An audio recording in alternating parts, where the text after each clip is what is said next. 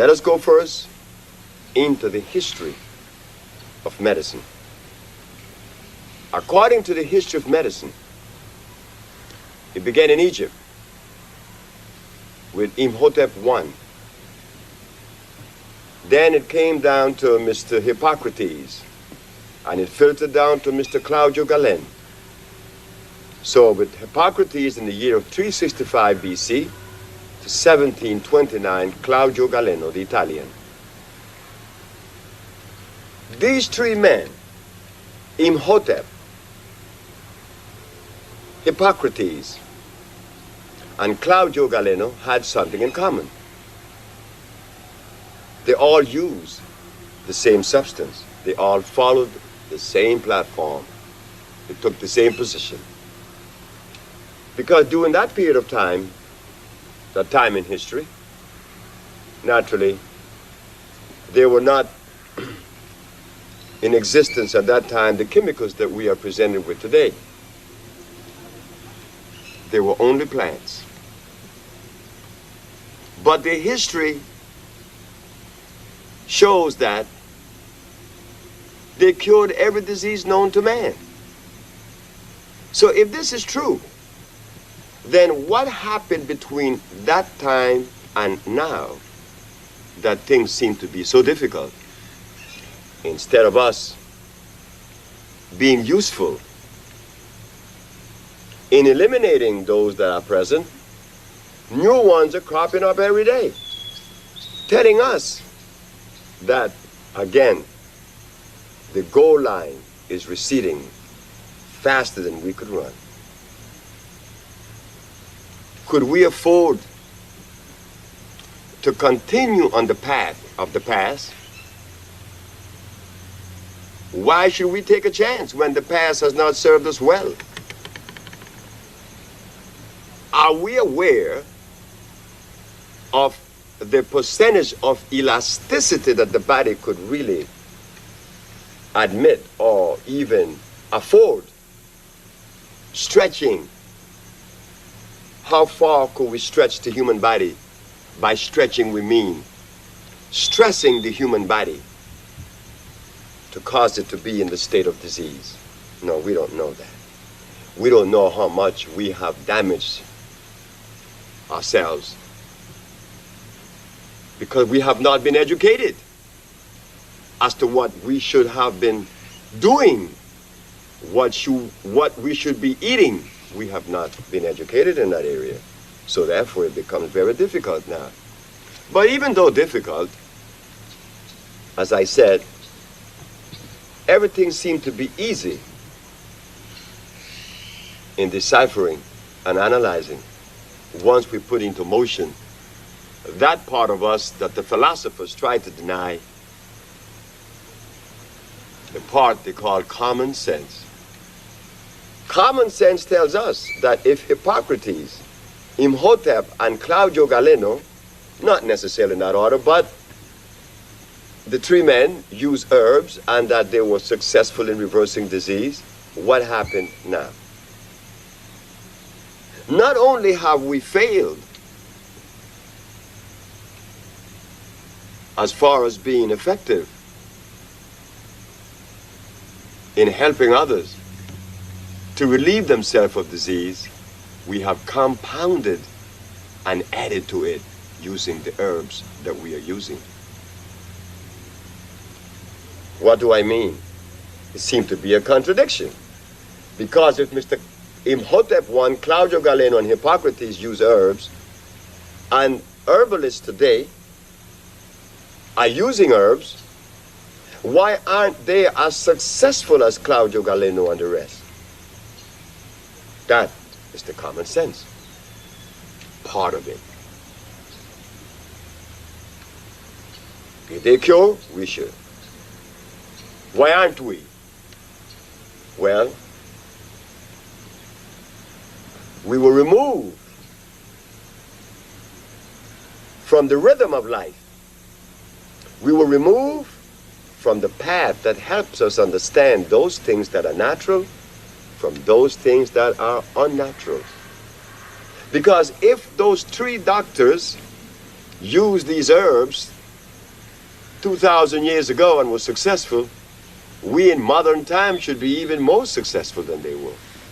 Because we always attribute time and development, science, to knowledge. But the fact of the matter is, we are falling short. We are falling short because the herbs that Imhotep, Hippocrates, and Galeno used are not the herbs that are being considered today as far as healing is concerned. What is the difference? There's a big difference.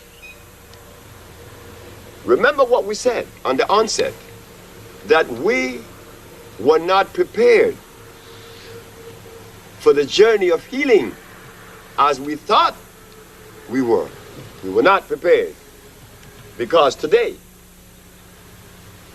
we find that the herbalists are using comfrey, they are using chamomile, they are using golden seal, peppermint, aloe vera, and many, many, many, many more that are all hybrids. They all are artificial. That is the difference. How could I, Sebi, expect for my brothers and my sisters who practice the art of healing, using herbs where the molecular structure is incomplete because they are artificial, to understand that when the very school that was attended support that position? Oh, it becomes difficult. Because now, our brothers and sisters, not only in Africa, the United States, the Caribbean, also in Central America, are using hybrid plants. What happened to the uses of the natural herbs? Something must have gone wrong. Something must have taken place to divert us away from this path. Well, something did happen. The healer was educated.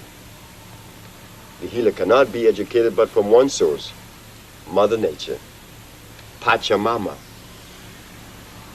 as she called in certain levels and certain cultures. Pachamama could only be responsible for educating us in the art of healing, no other entity or philosophy, because all the philosophies have failed. Like, for instance, the philosophy of using comfrey to straighten your bones only adds starch and acid to our system and compound that particular problem.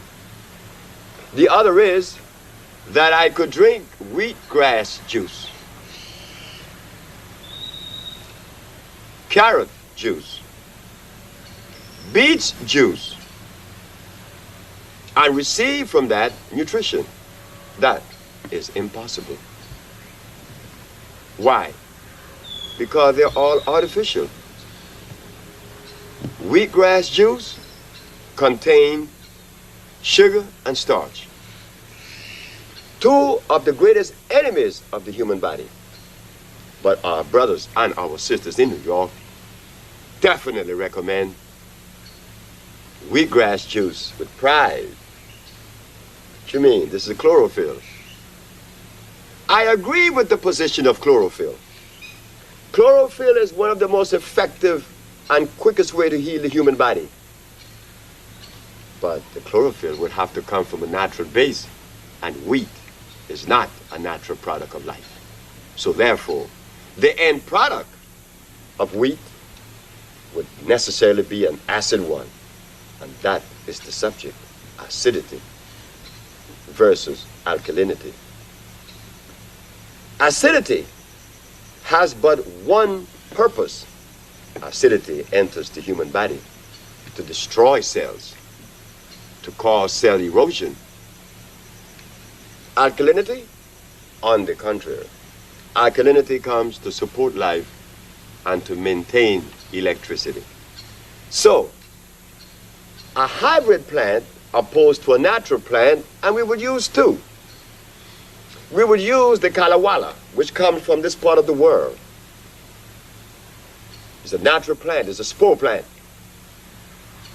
The molecular structure is complete, deeming it electrical. Not so for comfrey, golden seal, and the rest. They are hybrid, meaning that they were made in a laboratory. Being made in a laboratory, naturally, it has to fall short.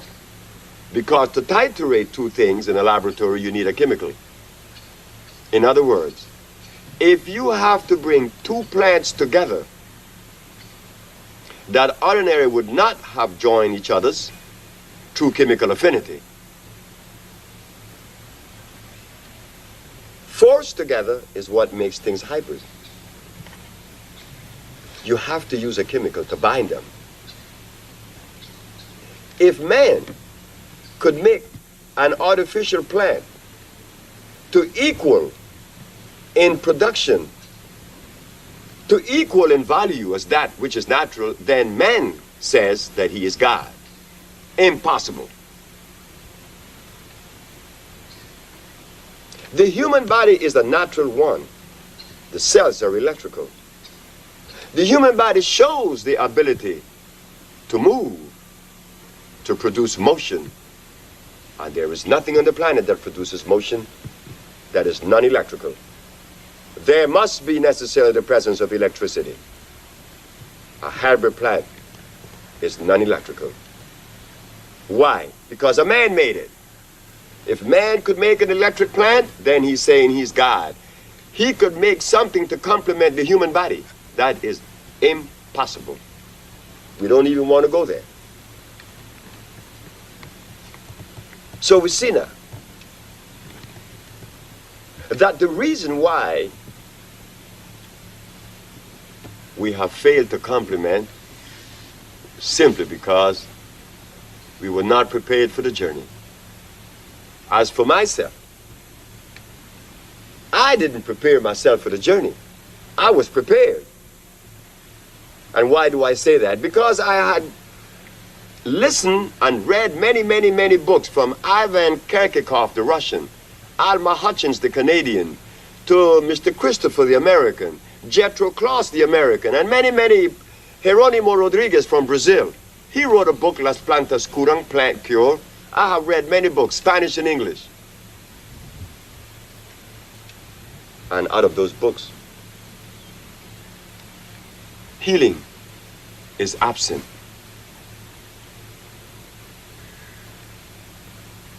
So now, it was necessary for the Usha Research Institute to take the position of common sense.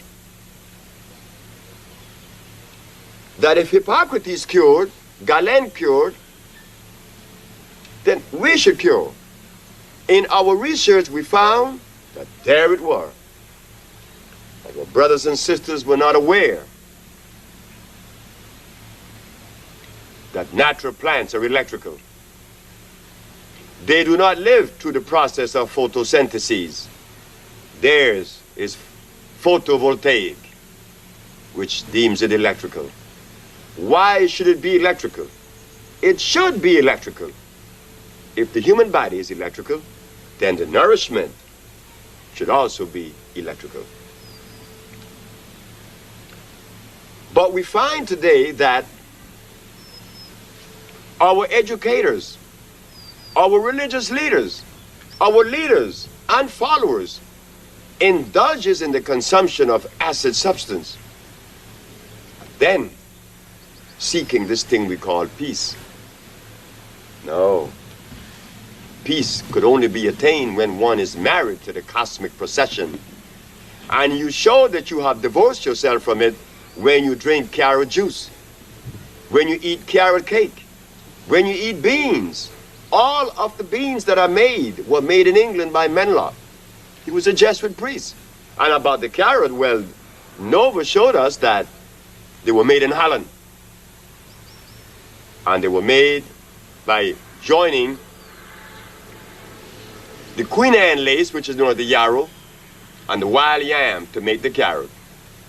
Here we find our leaders and healers recommending to us that we eat carrot cake and drink carrot juice, eat bean pies. Could you imagine? Sure, we could imagine. Remember what we said.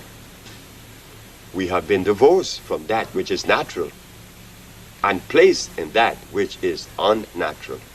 That makes it extremely difficult. So as the Usha Research Institute presents its position, we are well aware that the limitation that exists among our people is so vast that we have to be careful in selecting speeches of various kinds, presentations of, on the other hand, of all kinds of presentation. We have to show examples. Examples that I find to be unnecessary, probably for me, because I suppose that I was given the privilege to at least listen. If I had not listened, I would not be able to offer that which we offer. I had to listen. And in listening, I am talking about not only an individual mouth, but Mother Nature. Mother Nature talks the loudest. I had to listen. And in listening, we saw all of the above. So the Usha Research decided to put compounds together that would definitely hit the core of this thing we call disease. We just didn't want to make products that we read in other books and give that to you, making recommendation using peppermint. We know at the Usha Research that when someone uses peppermint, it is only because they had not done the research themselves. They are relying on the research of others. That is the danger.